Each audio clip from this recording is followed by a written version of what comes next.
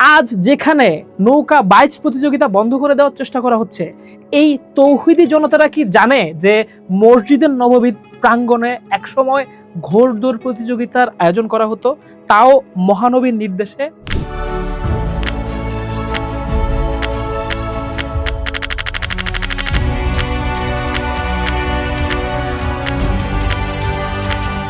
আজ থেকে 1400 বছর আগে সর্বকালের সর্বশ্রেষ্ঠ মহামানব মহানবী হযরত মুহাম্মদ সাল্লাল্লাহু আলাইহি সাল্লাম প্রতিষ্ঠিত মসজিদে নববী ছিল আমাদের আজকের জমানার অধিকাংশ মসজিদ থেকে সম্পূর্ণ ভিন্ন।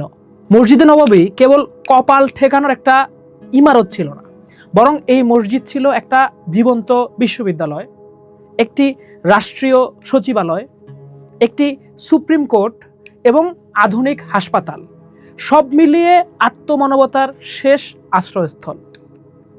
আর একদিন বাদেই ঈদে মিলাদুন্নবী, যেই মুহূর্তে সারা দেশে মিলাদুন্নবী পালন বেদাত নাকি সঠিক এই নিয়ে আলাপ হচ্ছে, যখন পুলিশ লাইনে সাংস্কৃতিক অনুষ্ঠান বন্ধ করে দেওয়া হচ্ছে, এমনকি নৌকা বাইচ অনুষ্ঠান হালাল নাকি হারাম তা নিয়ে বিতর্ক হচ্ছে, এই সময়টাতেই আমরা একটু মসজিদে নববীকে আমাদের রাসূল কি কি কাজে ব্যবহার করতেন তা নিয়ে আলাপ করতে চাই। এই আলাপ করার জন্য আমরা একটা গ্রন্থের সাহায্য নেব। ডক্টর সৈয়দ AFM মঞ্জুরে খোদা তার মহানবীর জীবনী গ্রন্থ স্মৃতি মোবারক হযরত মুহাম্মদ সাল্লাল্লাহু আলাইহি সাল্লাম ও আহলে বায়েতের জীবনী, এই সুবিশাল গ্রন্থে মসজিদে নববী নিয়ে দীর্ঘ এক আলোচনা করেছেন। ইমাম মঞ্জুরে খোদা দেখান মসজিদে নববী ছিল তৎকালীন বিশ্বের শ্রেষ্ঠ বিশ্ববিদ্যালয়। এখানে কেবল এলমে শরীয়ত নয়, বরং এলমে মারেফত এবং আধুনিক জাগতিক শিক্ষাও দেওয়া হতো। সাহাবী আনাস রাদিয়াল্লাহু তাআলা আনহু হতে বর্ণনা করা হয়েছে, বহিরাগত শিক্ষার্থীদের জন্য সেখানে আতিথেয়তার বিশেষ ব্যবস্থাও ছিল। শরীয়তের বিধি বিধানের পাশাপাশি সেখানে বিজ্ঞান চর্চাও করা হতো। এমনকি হিব্রু, ফার্সি বা গ্রিক ভাষার মতো বিদেশি ভাষা শেখার জন্য রাসূল সাল্লাল্লাহু আলাইহি সাল্লাম এই মসজিদকেই কেন্দ্র হিসেবে ব্যবহার করতেন। মসজিদে নববীর দক্ষিণ পশ্চিম কোণে একটা বারান্দা ছিল, যা ইতিহাসে সুফফাহ নামে পরিচিত। সেখানে শতাধিক সাহাবী সার্বক্ষণিকভাবে অবস্থান করতেন বলে বহু বর্ণনা পাওয়া যায়। এই সাহাবীরা ছিলেন রাসূল সাল্লাল্লাহু আলাইহি সাল্লামের একান্ত আশেক। এদের খাওয়া দাওয়ার সমস্ত দায়িত্ব রাসূল নিজে বহন করতেন বলে উল্লেখ করা হয়েছে। আজকের দিনে আমরা কি কল্পনা করতে পারি মসজিদের বারান্দায় শত শত দরিদ্র মানুষের 3 বেলা খাওয়ার দায়িত্ব বর্তমানের কোনো মসজিদ কমিটি নিচ্ছে? এই ঘটনা অত্যন্ত বিরল। রাসূল তো তার নিজের ঘরে ডেকে নিয়ে খাবার খাওয়াতেন অভাবীদের, অথচ আজ আমাদের আলিশান মসজিদগুলোতে মুসাফিরদের শোবার জায়গাটুকুও দিতে আমরা কুণ্ঠাবোধ করি। মসজিদে নববী ছিল তৎকালীন আল আদালতুন উজমা বা সর্বোচ্চ আদালত। এখানে রাসূল ফৌজদারি ও দেওয়ানি উভয় মামলা পরিচালনা করতেন। তবে সেই বিচারে কোনো শক্ত দেওয়াল বা দুর্বোধ্য আমলাতন্ত্রের স্থান ছিল না।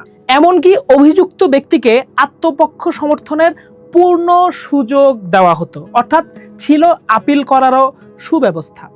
রাসূল সাল্লাল্লাহু আলাইহি সাল্লাম এর বিচারের একটা মূলনীতি ছিল, 10 জন অপরাধী পার পেয়ে যাক সেটা বরং ভালো, কিন্তু একজন নিরপরাধ ব্যক্তিও যেন ভুল শাস্তি না পায়। আজকের দিনে ঢাকার রাস্তায় অসুস্থ মুসাফিরদের জন্য কি কোনো মসজিদের দরজা খোলা থাকে? এটা খুবই বিরল ঘটনা। অথচ নবীর আমলে মসজিদ ছিল তৎকালীন প্রধান চিকিৎসা কেন্দ্র। ইমাম ডক্টর সৈয়দ AFM মঞ্জুরে খোদা দেখান সেখানে হারিস ইবনে কালদারের মতো প্রখ্যাত চিকিৎসকেরা নিয়োগপ্রাপ্ত ছিলেন অসুস্থদের সেবা দেওয়ার জন্য। সবচেয়ে বিস্ময়কর বিষয় হলো নারী সাহাবী হযরত রুফায়দা আল আনসারীর ভূমিকা। তিনি মসজিদের কোণে একটি তাঁবু খাটিয়ে আহত ও অসুস্থ ব্যক্তিদের শল্য চিকিৎসা এবং নার্সিং সেবা দিতেন। আজকের দিনে যেখানে অনেক মসজিদে নারীদের প্রবেশাধিকার নিয়ে প্রশ্ন তোলা হয়, সেখানে নবীজির আমলে একজন নারী মসজিদের ভিতরে রীতিমতো হাসপাতাল পরিচালনা করতেন। মসজিদে নববী ছিল তৎকালীন বায়তুল মাল বা রাষ্ট্রীয় কোষাগার, জাকাত, সদকা এবং গনিমত যা কিছু আসতো সব এই মসজিদে সংরক্ষিত হতো। কিন্তু রাসূলের একটি নীতি ছিল কঠোর। সূর্যাস্তের আগেই সেই সম্পদ হকদারদের মধ্যে বিলিয়ে দেওয়া হতো। মসজিদের ফান্ডে টাকা জমিয়ে রেখে বাইরে মানুষ ক্ষুধার জন্য হাহাকার করবে, রাসূলের আদর্শে এমন কোনো নজির ছিল না। মসজিদ যে কেবল গম্ভীর আলোচনার জায়গা ছিল তেমনটা না, তার প্রমাণ মিলে সেই মসজিদে নববীতে। সেখানে কাব্য চর্চা এবং বীরত্ব প্রদর্শনের লড়াই হতো। জানা যায় কবি হাসান ইবনে সাবিত রাদিয়াল্লাহু আনহু এর জন্য মসজিদে আলাদা স্থান ছিল। এমনকি হাবশীদের বল্লম খেলা দেখার জন্য রাসূল সাল্লাল্লাহু আলাইহি ওয়াসাল্লাম হযরত আয়েশা রাদিয়াল্লাহু আনহুকে নিজের চাদরের ভিতরে আড়াল করে খেলা দেখার সুযোগ করে দিতেন। মসজিদ প্রাঙ্গণে ঘোড়দৌড় প্রতিযোগিতার আয়োজন করা হতো। আজ যেখানে নৌকা বাইচ প্রতিযোগিতা বন্ধ করে দেওয়ার চেষ্টা করা হচ্ছে, এই তৌহিদি জনতারা কি জানে যে মসজিদের নববী প্রাঙ্গণে একসময় ঘোড়দৌড় প্রতিযোগিতার আয়োজন করা হতো, তাও মহানবীর নির্দেশে? অর্থাৎ মানুষের সুস্থ বিনোদন এবং সাংস্কৃতিক চর্চা ছিল মসজিদ কেন্দ্রিক মহানবীর আমলে। মসজিদে নববী ছিল দুস্থ এবং সহায় সম্বলহীনদের শেষ ঠিকানা। সহিহ বুখারীর একটি হাদিস আমাদের চোখে আঙ্গুল দিয়ে দেখিয়ে দেয় আজকের দিনের সাথে তৎকালীন দিনের পার্থক্য। এক আরব গোত্রের মুক্ত দাসীর জন্য মসজিদে নববীতে আলাদা তাঁবুর করে দেওয়া হয়েছিল। একজন নারী যিনি সমাজচ্যুত ও অসহায়, তার নিরাপদ বাসস্থান ছিল আল্লাহর ঘর। আচ্ছা, মসজিদ তো আল্লাহর ঘর, সেখানে ইত্তেকাফকারী থেকে শুরু করে ছিন্নমূল মানুষ সবার সমান অধিকার থাকার কথা ছিল।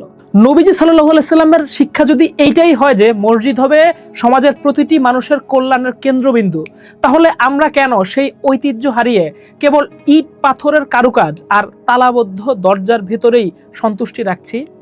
মসজিদে নববীকে মহানবী যত উপায়ে ব্যবহার করেছেন তা আমাদের সবার জন্য শিক্ষা হতে পারে।